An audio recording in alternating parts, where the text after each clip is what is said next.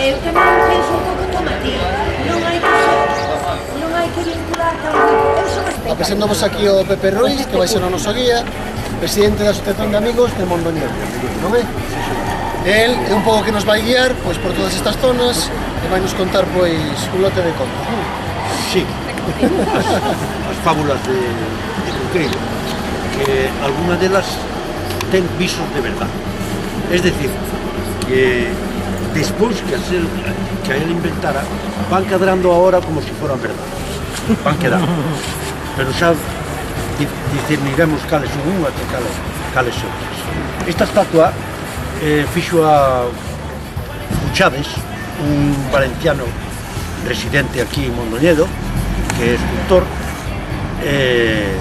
ten obras por todo Galicia, sobre todo pola zona daqui da Mariña, e fixose con motivo das letras gallegas do ano 91, cando se dedicou a Álvaro Cunqueiro.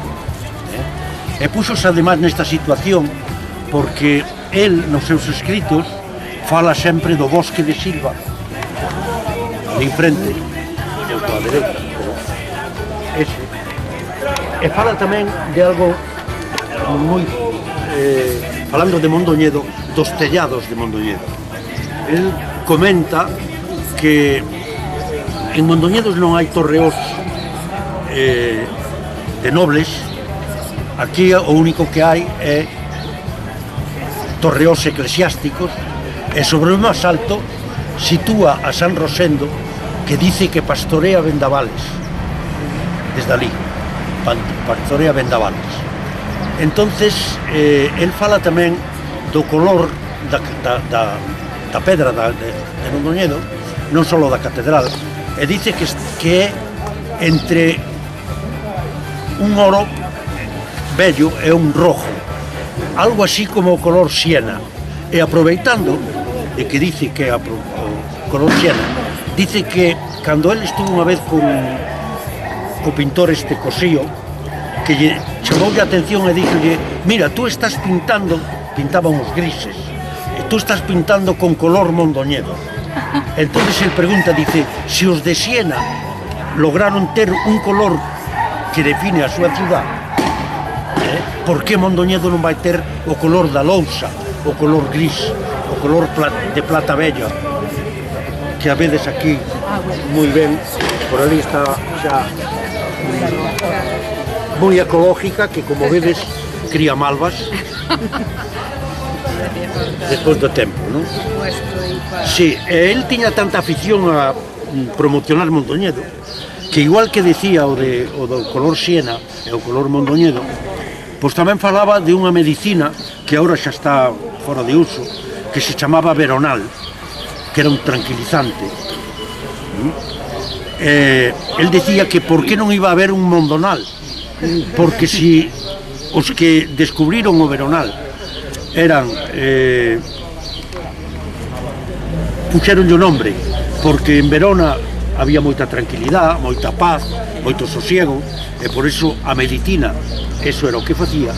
Pois en Mondoñedo tamén podía haber un Mondonal, porque Mondoñedo é tranquilo, limpio de aire, que dá salud, ten paz. Entonces se queixábase de que esas dúas cousas podían ocurrir. Bueno, pois visto isto, vamos camiñando e vamos ver que se puso o cabalso donde mataron a Pardo de Cela. Entonces, si vos mirades desde aquí, o balcón do obispado, ese que está pegado a... O blanco. Sí, antes estaba, bueno, antes, simplemente ahora vedes como está, en qué situación, non? E por que está así, ou por que vos falo deso? Porque vamos ver aquí ahora algo importante. Cando mataron o mariscal,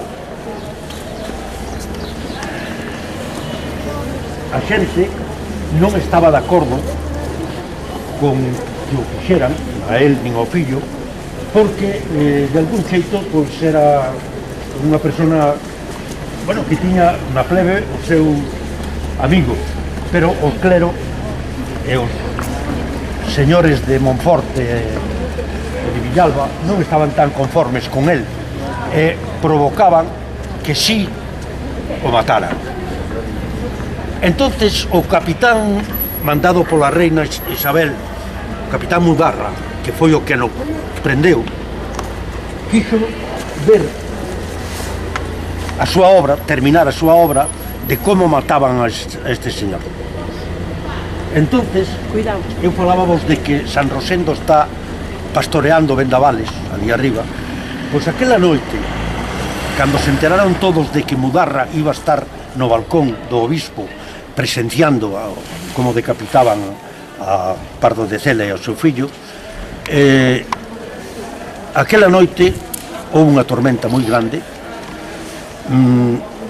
incluso decían que hasta o báculo atraía os rayos, que había un ruido tremendo, que se apagaron todos os candiles con que se alumaba a xente. Entonces a xente gardouse na casa, co medo do ruido e do estruendo que facía. E o día seguinte Mudarra non puido asomarse ao balcón, porque desde ali non se vio o cadáver. E que había ocurrido? Vedevos, eu sei.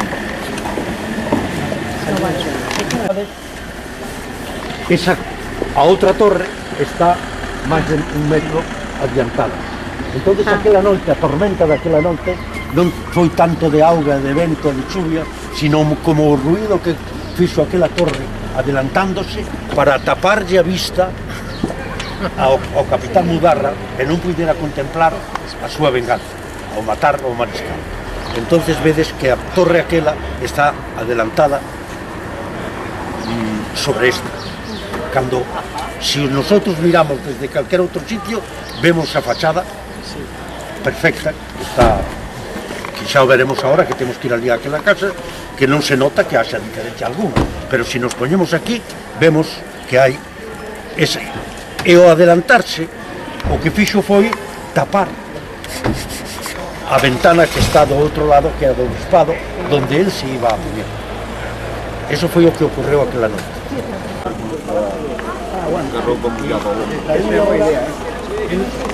Al estar eso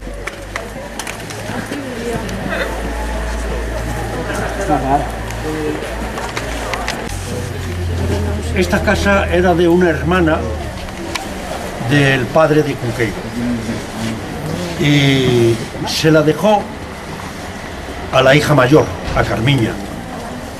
Entonces Carmiña y esa tía vivieron aquí muchos años, y cuando Álvaro Cunqueiro tuvo el famoso discusión con el embajador francés allá en Madrid, pues a Cunqueiro le quitaron el carné de periodista, y un periodista sin carné en aquel entonces, no sé ahora, no podía trabajar porque no lo admitían en ningún periódico ni en ningún sitio. Entonces su nivel de vida bajó tanto que lo primero que perdió fue a su mujer. Ella se vino para aquí, se separaron, y él vino a parar aquí a casa de su hermano. Desde aquí escribió Merlín e Familia, en la tercera planta arriba, tenía su despacho. Aquí dio clases gratis a algún mindoniense, entre ellos a los hermanos Martínez, de inglés y francés.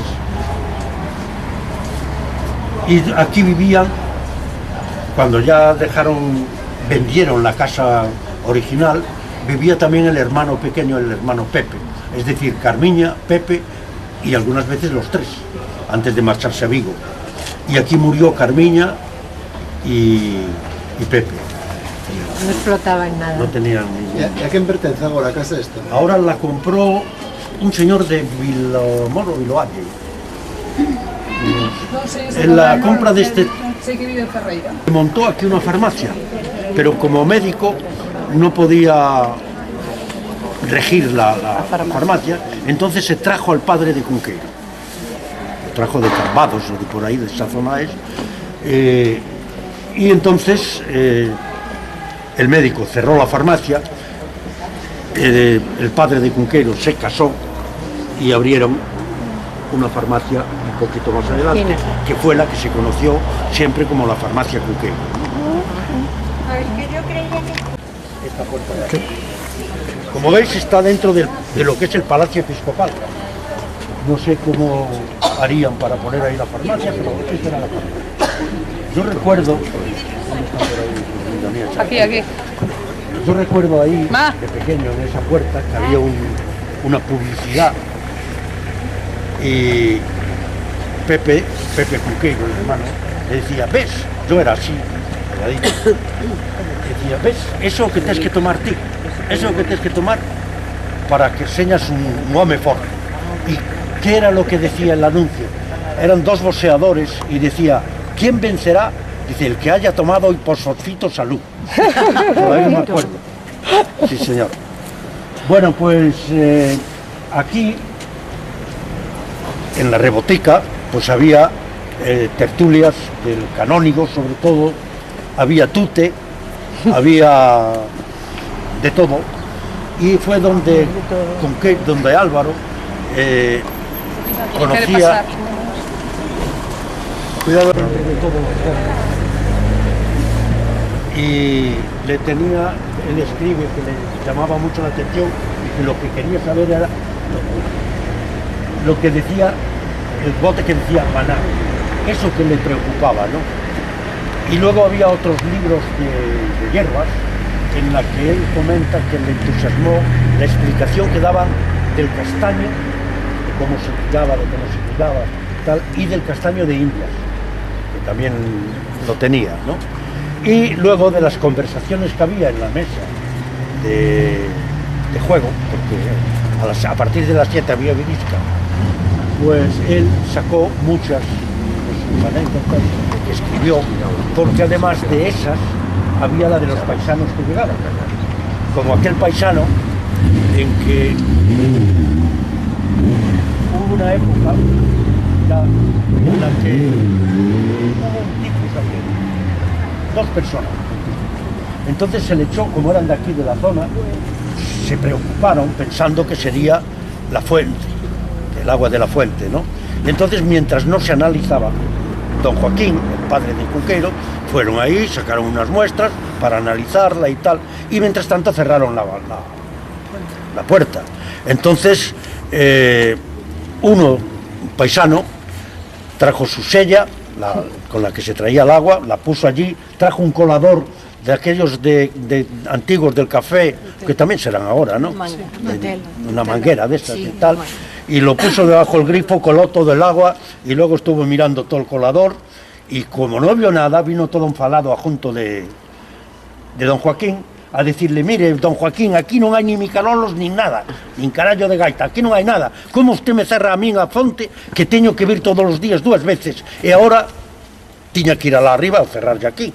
Mire, acabo de demostrarlle que non hai nada, ¿no? Efectivamente, el tiña razón, os análisis non deron nada de... Pero o hombre estaba moi cabreado, e anécdotas destas é as que el vai despois desarrollando nas súas novelas, ¿no?